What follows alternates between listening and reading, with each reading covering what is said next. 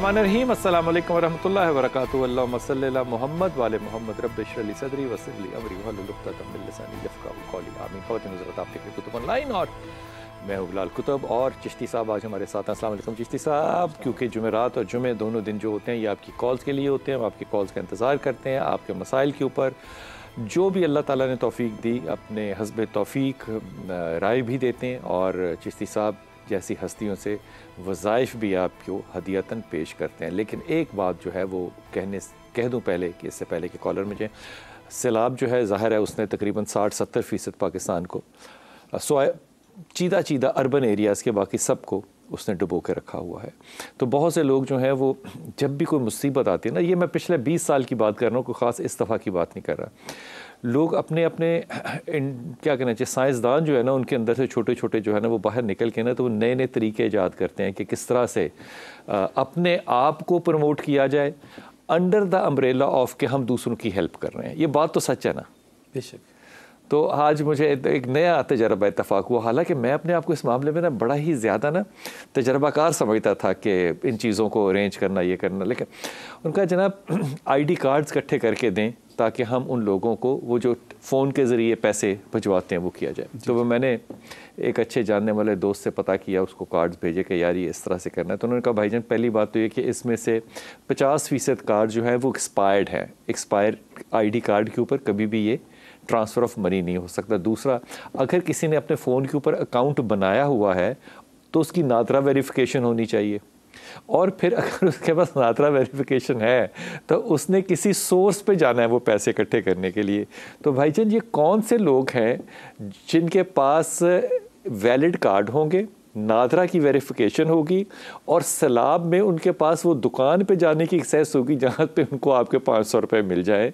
तो आप माफ़ कर दें के लिए इतने इट्स अ फन।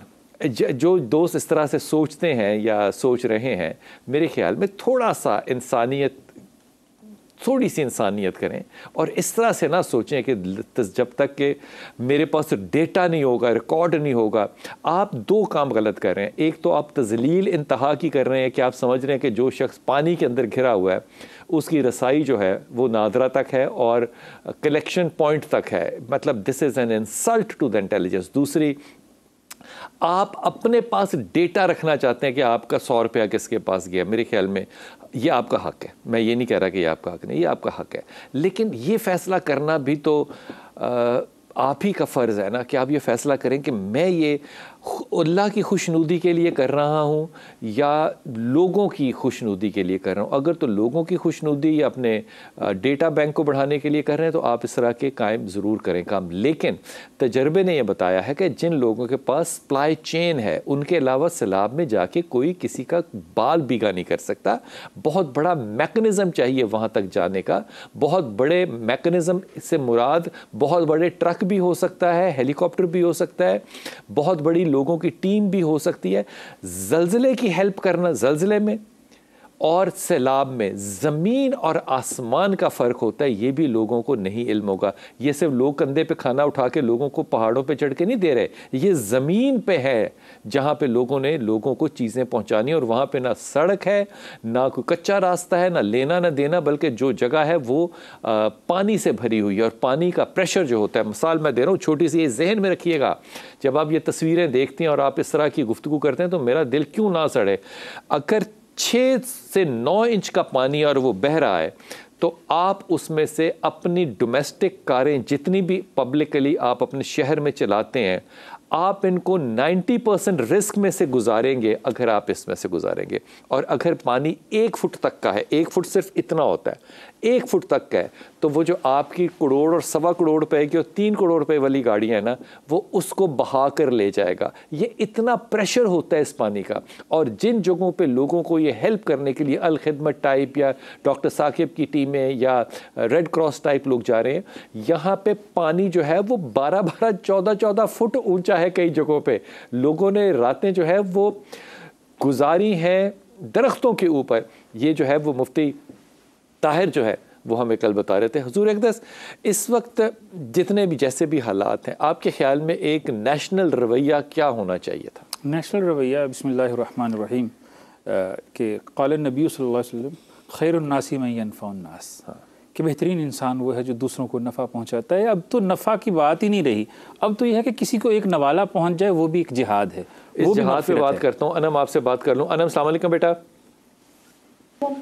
जी वालेकुम सलाम। जी मेरा पुत्र।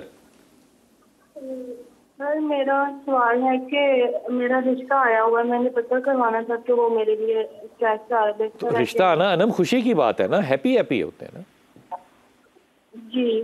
तो हैप्पी हैप्पी हो ना, कहो अल्लाह का शुक्र है बिलाल भाई, देखे मेरा रिश्ता आया हुआ है, बताएं ये कैसा है। जी जी। हाँ, क्या रिश्ते का नाम है? तो वो मुझे आप बता दें कि अगर मेरे लिए बेहतर है कि नहीं है। क्या नाम क्या मेरे बच्चे? अनम। नहीं, रिश्ते का क्या नाम है? रिजवान। तुम जानती हो रिजवान को? जी। तुम्हें कैसा लगता है? जी अच्छे लगते हैं। तो तुम राय क्यों लेना चाहती हो ना? बस इन फ्यूचर कोई प्रॉब्लम ना हो। इन फ्यूचर प्रॉब्लम से मुराद क्या है अनम तुम्हारी? शादी के बाद कोई मसला ना हो जाए। मेरे फादर भी नहीं है, इसलिए मैं कह रही हूँ कोई सोच समझ कर कोई फैसला करूँ। अच्छा अच्छा, तुम्हारे फादर नहीं है, अम्मा है? जी जी है। अम्मा ने क्या मशवरा दिया तुम्हें रिजवान के बारे में? अम्मी भी मानी हुई हैं तकरीबन, पर भाइयों को अभी नहीं पता ना। तो इसका मतलब कि तुम्हारी ये पसंद का रिश्ता है? जी जी। ठीक है, अब इस पसंद को तुम अपनी वालदा तक लेकर गई, अब जी, बात जी। जब आगे चलने वाली है तो तुम चाह रही हो कि पता चल जाए कि आइंदा मसाइल ना हो। जी जी। तो तुमने पहले क्यों नहीं सोचा था? पहले मौका ही नहीं मिला सोचने का। अच्छा मेरी प्यारी बेटी, देख मेरी बात सुन और बड़े गौर से, क्योंकि जब बात हो रही होती है तो सबसे हो रही होती है ना। जी जी। जिंदगी में कोई ऐसा रिश्ता नहीं है जिसमें ऊंच और नीच ना हो, कोई रिश्ता ऐसा नहीं है, पता है तुम्हें? जी। हज़रत अबू बकर सिद्दीक ने रसूल पाक सल्लल्लाहु अलैहि वसल्लम को कहा था जाके कि महीना अभी पूरा नहीं हुआ, वो 29 दिन अलग हुए थे घर से, पता है ना आपको? हदीस बुखारी शरीफ की है ये कैसे हो सकता है कि इंसान रिश्ते में तब जाए जब उसको गारंटेड स्टैंप मिल जाए डिप्टी कमिश्नर की तरफ से कि आपके मसाइल नहीं होंगे, अगर होंगे तो शौहर मुतल्लका को जो है वो ज़िंदगी भर की सज़ाएं दे दी जाएगी? ऐसा नहीं होता। ज़िंदगी के मसाइल होते हैं और ज़िंदगी में ऊंच नीच आती है।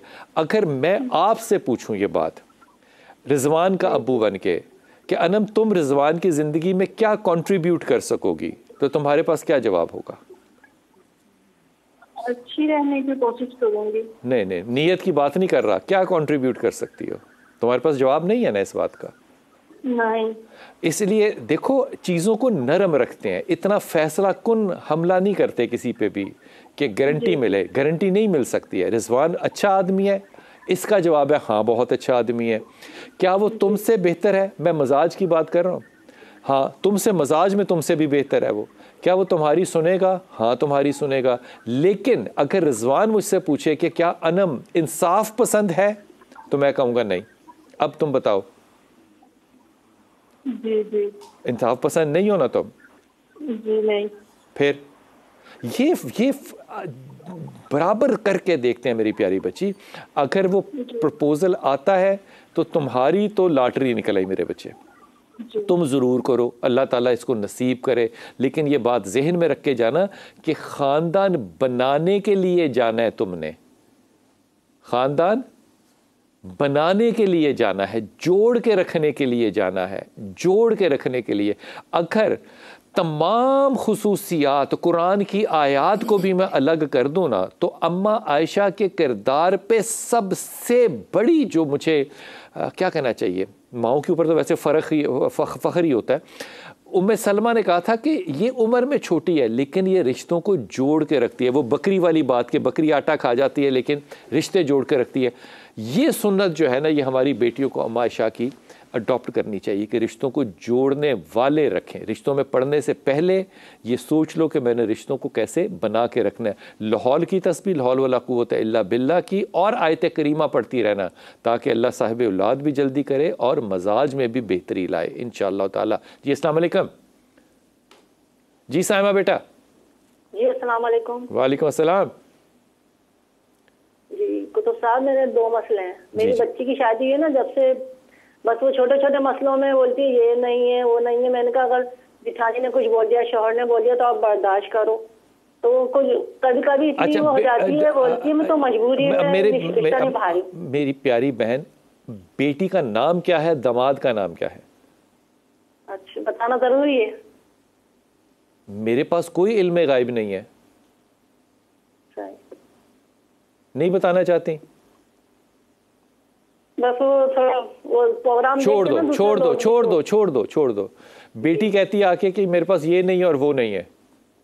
वो माशाल्लाह सब कुछ है, सब कुछ घर में जैसे अल्लाह का शुक्र है ठीक ठाक है, खाते पीते लोग हैं। हाँ। लेकिन बस शोहर कुछ बोल देते हैं, जिठानी बोल देती हैं, तो बहुत वो हो जाती है। अच्छा, तो मुझे ये बताओ कि फिर तुम ये क्यों बच्ची को कहती हो कि बर्दाश्त कर? बर्दाश्त का मतलब तो होता है जुल्म हो रहा है। सब्र करो। मैंने कहा क्यों सब्र करे? सब्र तो करते हैं जिन पे जुल्म हो रहा होता है। अगर उसकी सारी चीजें पूरी हैं, रोटी पूरी है, घर में छत है, बिजली आती है, बिजली का बिल दिया जा रहा है, गैस जितनी भी कम ज्यादा आती है, फिर सब्र का क्यों कह रही हो बेटी को? उससे को अकल करे, अकल करने के लिए क्यों नहीं कह रही? उसको यही कहते हैं, लेकिन वो कहती है सबर में, जबर में, अकल करने में बड़ा फर्क है। जब तुम बेटी से कहोगे ना कि बेटी शर्म कर, अकल कर, अल्लाह ने सारा कुछ दिया और शाके शिकायतें ना हमें लगा, इसका असर और होगा। बजाय इसके कि तुम ये कहो कि बेटी अब बेजाय होगी शादी, अब तू सबर कर ना, ये क्यों कह रही हो? और आइंदा तुमने एक और जुमला कहना है बेटी से। बेटी को कहना है कि बेटा आइंदा आके तूने अपने ससुराल की या अपने शौहर की शिकायतें हमसे नहीं लगानी। ये कह दोगी? अमल कर लोगी?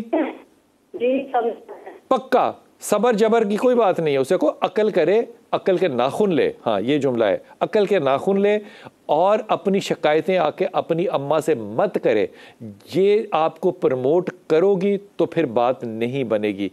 पढ़ने के लिए बेटी को कहना कि वो लाहौल की तस्बीह पढ़े और अल्लाह ताला उसके लिए आसानी करे, अपने ख्यालात को बेहतर करे। जैसे साहब ये बात मैं सही कह रहा हूँ कि शिकायतें लगानी आके माँ को गैर मुनासिब रवैया। और दूसरी बात ये अभी गुफ्तगू हो रही थी, रिश्ते मशरूत नहीं, शराइतों पे नहीं चलते, ना मोहब्बत ना अकीदत ना रिश्ते। क्या खूबसूरत शराइत आ जाए पे नहीं चलते, वो नहीं चलते। उसमें बहुत सारी बातों को समझना पड़ता है और कभी कभी ये झुकना पड़ता है कि अपनी अना के बुत को तोड़ना पड़ता है। ऐसे रिश्ते चलाने चाहिए, अना के बुतों के साथ रिश्ते बनाने चाहिए, बांधे भी नहीं जा सकते। इसलिए शराइत के बगैर रिश्ते होने चाहिए। और आपको पता है जब वो जो कश्ती होती है ना समंदर के पास लगती है तो वो रस्सा फेंकते हैं दूर से, तो वो जाके उस पिलर के साथ लगती है तो फिर उसको बांधते हैं। इस तकब्बुर के बुत के ऊपर रस्सी नहीं फेंकी जा सकती, हाय हाय हाय, शिप नहीं लगेगी आके। तो जब तक तकब्बुर के रिश्ते होंगे, ये जो तकब्बुर है ना, ये जो मेरी बहन बात कर रही है कि वो आके बात बेटी कहती है, ये तकब्बुर है सारा। कि उसका ख्याल है कि वो ज़्यादा प्रिविलेज्ड क्लास है और वो अनप्रिविलेज्ड क्लास में चली गई है। भाई वो जो भी है वो उसका शौहर है। माओ को ये बताना चाहिए कि बेटियां वापसी का रास्ता इख्तियार करके, ये जो है ना चुगलखोरी, मैं इसको गिबत कहूँगा तो फिर आपको बुरा लगेगा, क्योंकि मैं गिबत सिर्फ नहीं कहूँगा, फिर मैं उसको ऊपर पूरी हदीस सुनाऊँगा आपको आगे की, जिसमें अपने ही मुर्दा भाई का गोश्त खाने का बात है, तो आपको वो बात मुनासिब नहीं लगेगी, हालांकि लगनी चाहिए क्योंकि वो हदीस है।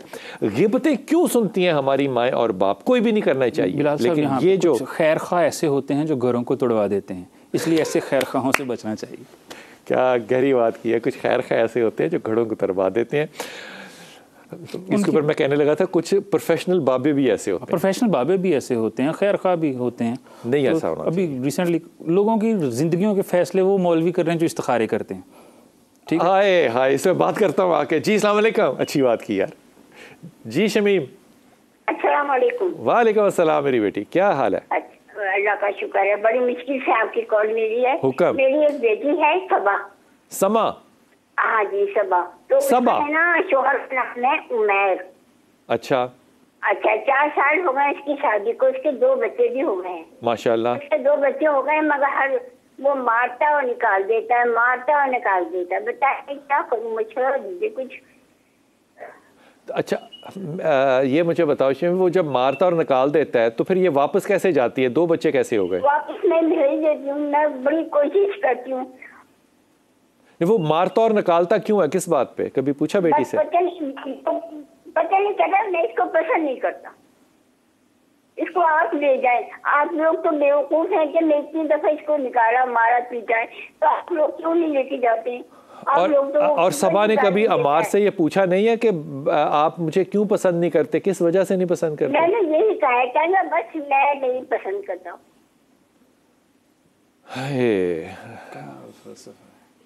आपको ये आपकी अपनी बहसियत वालिदा इस पे क्या राय है, ये बताओ।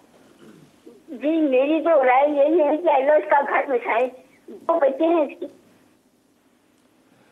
हाशमी, मेरी इस पे बहसियत वालिद राय ये है कि मैं बेटी को ये समझाऊंगा कि बेटी जब शादी हो जाए ना जिसके साथ भी, तो जिसके साथ शादी होती है ना उसकी अम्मी जान पहले से होती है, इसलिए वो शख्स इस दुनिया में आया होता है। तो शादी के बाद अम्मी जान बनने की कोशिश नहीं करते। बिल्कुल सही बात है। ये जब अम्मियां बनने लग जाती हैं ना बीवियां, तो फिर वो शौहर आगे से यही रवैया देता है, पता नहीं क्यों। क्योंकि मैं अभी कल परसों की बात है, खातून पाकिस्तान की गुजरांवाला की रहने वाली अमेरिका से तशरीफ लाई, अम्मा बनने का पता नहीं क्यों शौक होता है, ये क्या है वो क्या है यूं। अब भाई तू अपना ख्याल रख, अपनी सेहत का ख्याल रख, अपने वज़न का ख्याल रख, अपने बच्चों का ख्याल रख और सुन्नत रसूल पे अमल कर कि शौहर घर से जाए तो दिल घर छोड़ के जाए। अब यहाँ पे मुसीबत जो है ना वो खड़ी हो जाती कि ये नहीं मैंने करना। इसलिए सबा को कि इंसान बने और खुदा के वास्ते घर में माँ बनने की कोशिश, सिर्फ अपने बच्चों की माँ बने, शौहर की माँ ना बने। ये हेट्रेड पैदा करेगा, ये डिस्टेंस पैदा करेगा। और इस बच्ची को कहना कि अब तुमने आइंदा मेरे पास नहीं आना, जो मामला करना है अपने घर में करना है। बेटी को कहना कि वो तस्बीह क्या पढ़े अपने गुस्से को कम करने के लिए और अपनी डोमिनेंस को बताने के लिए। अल्लाह का एक नाम है या हलीम, जिसका मतलब है या हलीम बुर्दबाद और गुस्सा कम करता है। या हलीम, या सबूर, या सलाम, 3 नाम ऐसे, या हलीम, या सबूर, या सलाम, 3 नाम ऐसे हैं जो गुस्से को भी कम करते हैं, अगर घर के अंदर लड़ाई झगड़ा है उसे भी कम करते हैं और इंसान को डिप्रेशन से भी निकालते हैं। ये समझ में आई बात मेरी बहन? कॉल उसकी ड्रॉप हो गई। लेकिन ये मैं फिर ईमानदारी से कह रहा हूँ कि ये जो सारा सिलसिला है ना वालिदैन को आके शिकायतें करने का, फिर अम्मा अब्बा को ये समझ ना आए कि क्या ये ऐसा नहीं होता, समझ सबको होती है कि क्या वजूहात हो रही हैं। और इस वक्त बहुत बड़ा जो क्राइसिस इन दोनों केसेस के अंदर, वो जो पहली हमारी बेटी थी और ये, दैट इज़ डोमिनेंस। आप प्री प्लान करते हैं कि मैंने अपने घर को कैसे चलाना है, फिर जब वो इन्फोर्स नहीं हो रहा होता तो फिर वो मसाइल खड़े होते हैं। इनका हल ये नहीं होता, इनका हल ये होता है कि आप कमेटी डालना सीखें। और जो आपने कमेटी डाली है ना वो आपकी औलाद है। जब औलाद आपके कंधों तक आएगी ना फिर आपकी वो कमेटी कैश होगी। ये पुरानी औरतों की कहावत है। फिर वो कैश करने का मतलब ये नहीं होता कि आपने बदला लेना है। कैश करने का मतलब ये होता है कि आपके पास एम्पावरमेंट आती है ऑफ जजमेंट एंड डिसीजन। लेकिन जब तक वो नहीं है तब तक आप अपने लर्निंग पैटर्न को ख़त्म ना करें। वापस आके आपसे बात करूंगा कि वो बुज़ुर्गों की, जो आप बाबों की बात कर रहे थे, जो घर तोड़ने में मदद करते हैं, उनके मजाज के ऊपर या उनके ऊपर क्या राय रखनी चाहिए अवामुन्नास को। छोटा सा वक्फा, वापस आते हैं।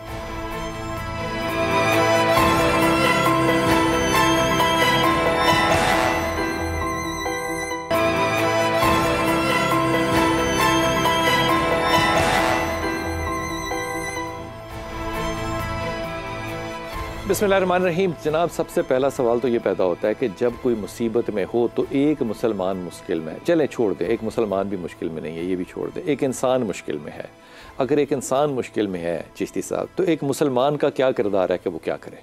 बिस्मिल्लाहिर्रहमानिर्रहीम। मुसलमान छोड़ के इंसान अगर मुश्किल में है तो अल्लाह खालिक कायनात ने जो है ना वो पूरी कायनात इंसान के लिए तख्लीक की है, सिर्फ मुसलमानों के लिए नहीं की। अल्लाह ने इंसान के, क्या खूबसूरत शेर अल्लामा मरहूम फरमाया कि दर्द दिल के वास्ते पैदा किया इंसान को, वरना ताअत के लिए कुछ कम न थे कर्रो बयां। यानी इबादत के लिए अल्लाह के पास फरिश्ते, जमादात, नबातात, नूरी मलाइक थे, लेकिन इंसान को इंसान की भलाई के लिए पैदा किया गया है। अगर एक इंसान मुसीबत में है, मुसलमान का किरदार क्या है? मुसलमान का किरदार ये है कि उसकी मुसीबत को दूर करने की कोशिश की जाए। जनाब इब्ने अब्बास रज़ी अल्लाह ताला अन्हु एतकाफ़ में बैठे हुए हैं और किसी मुसलमान की हाजत और मुसीबत दूर करने के लिए वो एतकाफ़ छोड़ के जा रहे हैं। किसी साहबी ने अर्ज़ किया, इब्ने अब्बास ये आप क्या कर रहे हैं? तो फरमाया कि अल्लाह के नबी से मैंने सुना है कि जो किसी मुसलमान की मुसीबत को दूर करता है अल्लाह उसे 10 साल के बेरिया एतकाफ़ का सवाब अता फरमाता है। मैं हदीयतन रवायत ये पेश कर रहा हूँ आपको। देखो, नमाज़ों में जो ईद की नमाज तो फ़र्ज़ नहीं है ना, जो फ़र्ज़ नमाजें हैं उनमें से जुमे की नमाज बुलंद तरीन है, ये बात दुरुस्त है, बुलंद तरीन है। जुमे की नमाज हो और किसी का मुश्किल का वक्त हो और वो आपके पास मुश्किल के वक्त के लिए आए, तो हुक्म यह है कि आप नमाज छोड़ दें और आप मदद के लिए जाएं। अब ये जब हुक्म आ रहा हो, और हुक्म किसका हो? नबी का। अब लोग जो आ रहे हैं, मुझे लगता है कि आज भी कौम जो है ना, वो 5-7 साल के पिछले सलाबों में से 5 के 12 के 9 के सलाबों में से कुछ नहीं सीखी। वो उस वक्त एक मजाक बना था कि एक पानी में से एक आदमी अपनी बच्ची को लेकर निकल रहा है और एक रिपोर्टर जो है वो उसके मुंह के ऊपर माइक रख रहा है कि आपके क्या जज्बात हैं या आपका क्या ख्याल है, क्या सोच रहे हैं आप। मतलब ये एक मजाक बना था, हो सकता है वो हकीकत हो, मुझे लगता है। लेकिन अब वो एक रिपोर्टर जो है ना, वो आपकी एक शनाख्त हमारी बन गया। अब हम सब लोग जो है ना, वो इसी तरह से चल रहे हैं कि लोगों को देख रहे हैं कि वो गर्दन गर्दन में पानी में है, लेकिन हम उनकी एड करने के लिए निज़ाम ढूंढ रहे हैं कि किस तरह से देना है मैंने इसको, और मेरे पास क्या सबूत होगा, इसके घर तक जाए। ये नहीं देखना चाहिए आउट ऑफ द वे जाके, जब मुसलमान सर वो आदत पता है हमें क्यों पड़ी? तो नियत, क्योंकि जब हम जब ज़कात इकट्ठी करते हैं, हम कहते हैं ये ज़रूरतमंद के घर तक जाके देखें कि वो ज़रूरतमंद है कि नहीं है। जब हमने एक मजाज ये बनाया ना कि अनदेखे दो, इमाम अली का कौल पता है कितना खूबसूरत है, सारी कौल खूबसूरत है। वो कहते हैं कि जो आया ना मांगने वाला, अगर ये शाह सवार भी हो ना और ये मांग ले तो इनकार मत करना। अल्लाह, क्योंकि उसने मांग लिया ना। और लेकिन यहाँ पे एक और बात है, वो तो है एक मांगने वाला, यहाँ पे है मुसीबत ज़दा की बात। हाय मुसीबत ज़दा के लिए कोई हुदूद व क़यूद, इंतजार ना करो कि वो हाथ फैलाए। आप वेट करते रहेंगे तब तक पता नहीं कितने लोग जो हैं वो उस मुसीबत का शिकार हो जाएंगे। यकीन करें आप, इस वक्त जो लोग आके बताते हैं, और हमारे साथ कल मुफ्ती ताहिर भाई थे और ज़ुबैर के भाई हैं वो छोटे, और वो कहते हैं कि अगर पानी निकल जाता है ना किसी जगह से, पानी ख़त्म हो जाता है, बह के ख़त्म हो जाता है जब, तो मट्टी में लोगों के किसी का पाँव नज़र आ रहा है, वो बाकी सारा दबा हुआ है, किसी का हाथ नज़र आ रहा है, वो बाकी सारा दबा हुआ है। वो लोग उसमें दबे हुए हैं। अब उनको वो कहते हैं निकालने के लिए, मट्टी जब खुश्क हो जाए तो उस खुश्क मट्टी में से निकालने के लिए एक इतना बड़ा मसला है कि लाशों को कैसे निकाला जाए। ये बहस नहीं हम कर रहे, क्योंकि किसी भी चैरिटी के अंदर आप ये नहीं कह सकते, या ये हमारे यहाँ रवाज नहीं है कि जनाब कफन भी भेजें वहाँ पे कफनों की ज़रूरत नहीं है। बिल्कुल है। वहाँ पे जनाजे नहीं हो रहे, बिल्कुल हो रहे हैं। वहाँ पे कब्रें नहीं खोदनी, बिल्कुल खोदनी है। सवाल ये पैदा, वहाँ पे इतना बड़ा सैलाब हो, वहाँ पे कब्रें खोदने के लिए जहाँ पहले ही कब्रिस्तान पानी में डूबे हुए हों, वहाँ पे आपकी क्या सूरत हाल होगी? खुदा के वास्ते बैसियत कौम, बैसियत उम्मत इस बात पे सोचें और जो कर सकते हैं उससे बढ़ के करें। जी कॉलर्स हमारे साथ, अस्सलाम वालेकुम। सर जी जॉनसन, खैरियत से हैं आप? मैं खैरियत से हूँ सर। मैं आपका बहुत फैन हूँ, क्योंकि मैं डेली आपके प्रोग्राम सुनता हूँ, आपके समा का और दूसरे नदीम मलिक साहब का। ये दोनों आपको कौम का और मुल्क का अहसास है, इसलिए मैंने काफ़ी देर से काफ़ी शुक्र करता हूँ अल्लाह ताला का कि आज मुझे कॉल मिल गई है आपसे। जनाबी अली हुक्म। ये है कि दो मौजू पे मैं बात करना चाहता हूँ। एक तो ये सैलाब ज़दगान से जो नुकसान हुआ है मुल्क का, कौम का, है जी, तो मेरी ये एक तजवीज़ है, क्योंकि अयूबी दौर से मैं देखता आ रहा हूँ। मेरी इस वक्त उम्र जो है ना 73 है जी, माशाल्लाह। ठीक, तो मैंने सारे दौर देखे हैं, तो इसलिए मेरी एक तजवीज़ है, अगर आप आर्मी की तरफ, आर्मी वालों को पहुँचा दें या हुकूमत के, क्योंकि ये तो सबाई काम भी है और दूसरा आर्मी इसको कर सकती है। आप फरमाइए। हाँ, ये अंडरग्राउंड इनका जो है ना डैम बना दें, पानी के अंडरग्राउंड टैंक बनाए जाए। दूसरा ये ना जितनी गाँव है जिनमें सैलाब आता है, जानी और माली नुकसान होता है, उसके लिए ये है कि एक आबादी के हिसाब से हर गांव में जहां पानी गुजरता है इस पे टीले बनाए जाएं, ताकि जब पानी सैलाब आता है तो वो टीलों पे बैल जानवर भी और आदमी भी उस टीले पर चले जाए, क्योंकि ये तो हर साल आता है पानी। अच्छा जॉनसन, एक और मशवरा देना आप। हाँ जी। कि टीलों के ऊपर जो दरख्त लगाएं उनको काट के लकड़ी चोरी नहीं करनी। नहीं, हाँ, और जो दरख्त लगे हुए हैं उनको भी नहीं चोरी करना। हाँ, टीलों के ऊपर ना ये शेड बना देना सर, टीलों के ऊपर शेड बनाए ताकि वो जब बारिश होती है उससे भी बच जाए। जॉनसन, आपको पता है ये सैलाब क्यों आ रहे हैं और इस साल इतना ज्यादा क्यों आया? ये तो सैलाब इसकी वजह जो है ना वो हमारी अपनी इंसानों की है, क्योंकि हमने इतनी ज्यादा पोल्यूशन कर दी है कि ग्लेशियर पिघल गए हैं। इस वक्त बर्तानिया में पंखे चाहिए जहां पे पंखों की जरूरत ही नहीं कभी होती थी। ये बात आपने जो की, ये चिश्ती साहब इन्होंने बड़ी अच्छी बात की है। जो अंडरग्राउंड डैम्स वाली बात कर रहे हैं, ये बुनियादी तौर पे अंडरग्राउंड रिजर्वायर की बात कर रहे हैं कि आप ज़मीन के अंदर बहुत बड़े बड़े और गहरे कुएं बना देते हैं जो कि वाटर लेवल से भी बिलो चले जाते हैं। तो ये जितना सैलाब आता है, ये जो पानी है ये उन कुओं में जाता है और ये ज़मीन के पानी के साथ फिर मिल जाता है। उससे एक बहुत बड़ा फ़ायदा जो होता है वो एक लाहौर के अंदर, और मुझे नहीं पता पंजाब में हुआ है ये नहीं हुआ, लेकिन पंजाब में या लाहौर में ये हुकूमत ने कुछ बड़ा अच्छा काम करने की कोशिश की है, जिसकी वजह से इस वक्त लाहौर के अंदर ख़ास तौर पे जो बारिशों का पानी है वो आप बहुत बड़ा अजाब के तौर पे नहीं देखते जिस तरह कराची में। कराची को क्यों ये नहीं करना मुझे नहीं पता, ये उनकी हुकूमत का फ़ैसला है। वो पानी नीचे चला जाता है, उससे फ़ायदा क्या होगा? एक फ़ायदा तो उससे होता है कि आपका फौरी जो पानी है ना उसको पंप करके निकाल के दरिया में फेंकने की जगह फौरा सारा नीचे चला गया, ज़मीन में चला गया। दूसरा, ज़मीन ज़रखेज़ हो गई।